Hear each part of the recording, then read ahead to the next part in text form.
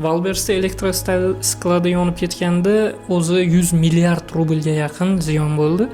Endi ikkinchi skladi ham yonib ketdi. Bu narsani hammasi Allohdan biz biznesga kirayotgan vaqtimizda rozi bo'lganmiz. Shunaqa force majeurniy случайлар bo'lishiga, biznesda qaysidir vaqtda bankrot bo'lishlik holati yoki ziyon bo'lishlik holatiga hammasiga rozi bo'lib kirganmiz.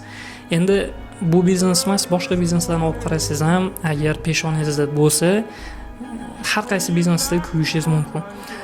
Endi hozir o'zi odamlarga og'ir bo'lib turgan paytda, odamlar ziyonini zo'rg'a hisob-kitob qilib turgan paytida moshenniklar chiqyapti. Bu moshenniklar sizga bunaqa taklif beradi. Valbersdan men senga kompensatsiyani olib berishim mumkin.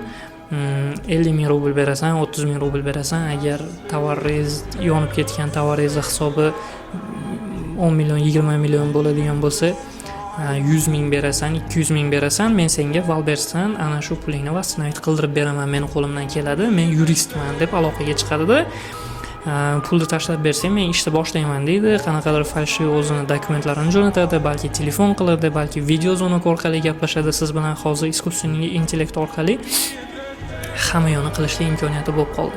Va sizni o'zi bu yoqda 10 million minusda turgan bo'lsangiz, yana 100 ming, 200 ming bekordan pulingizni oladi. Shuning uchun biz bu videoni tayyorlashga qaror qildik. O'zi hozir hamma tushunib turibdi, Valbers kompensatsiya qilib berishi juda ham qiyin, chunki bir hafta oldin agar dron hujum qilsa, biz kompensatsiya qilib bermaymiz deb Valbers yangi oferta jo'natgan. Endi qanchalik vasiyat qilib beradi, qilib bermaydi, bu narsa noaniq. Ehtiyot bo'lishinglar uchun va sal bo'lsa ham nadejda uyg'otish uchun bu videoni tayyorladik aytganimdek. Xo'p, birinchi holat, hammani ham tovar yonib ketgan emas. U yerda saqlanib qolgan tovarlar ham bor. Bu tovarlarni Valbers boshqa skladga ko'chirgan. Endi boshqa skladga ko'chirgan tovarlarni polniy hisobini chiqarib, qancha tovar qolgan va bu kimni tovarlari, mana shu narsani to'liqligicha отчетini chiqarish uchun vaqt kerak. Ozgina shoshmay turasizlar, balki sizlarning tovaringlar kuyib ketmagan bo'lishligi mumkin. Ikkinchisi, yuristlar, ishonmanglar hech kimga. Valbers 5 ta valna bilan pul to'lab beradi, kompensatsiya qilib beradi, agar qilib beradigan bo'lsa.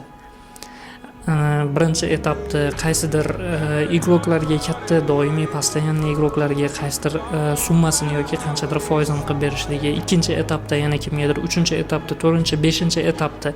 Agar mana shu 5 ta etapda sizni tovaringiz yonib ketgan bo'lsa yo sizga kompensatsiya kelmagan bo'lsa, faqat shu 5 ta etapdan keyin nimadir Valbersga yozishligingiz mumkin bo'ladi. Hozir qiladigan eng to'g'ri ishingiz akkauntingizda ostatkalaringiz qancha qolganligini screenshot qilib, отчетlarini to'liqligicha yozib olib, ana shu Valbersda ko'rsatib turilgan отчет bo'yicha hisobini olib olishingiz kerak.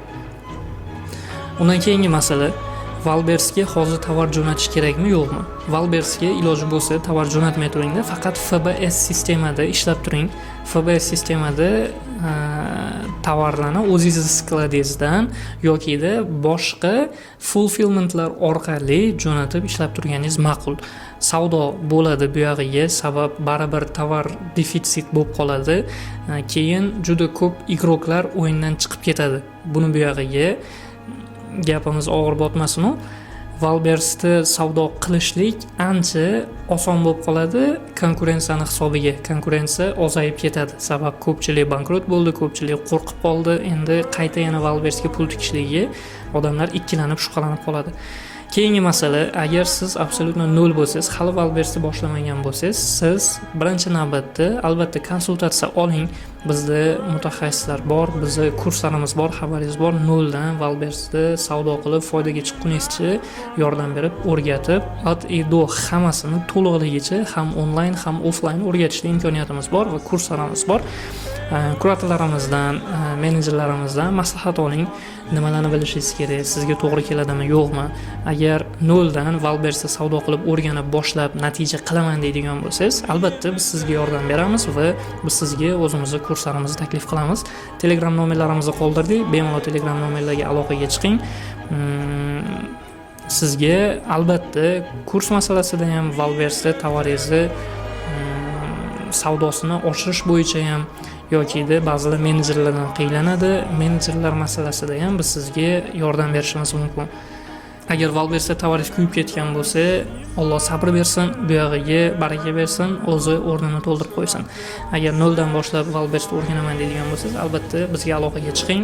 Noldan professional darajada Valbersda savdo qilishni o'rgatib, o'zimiz yordam berib, natijagacha olib chiqamiz.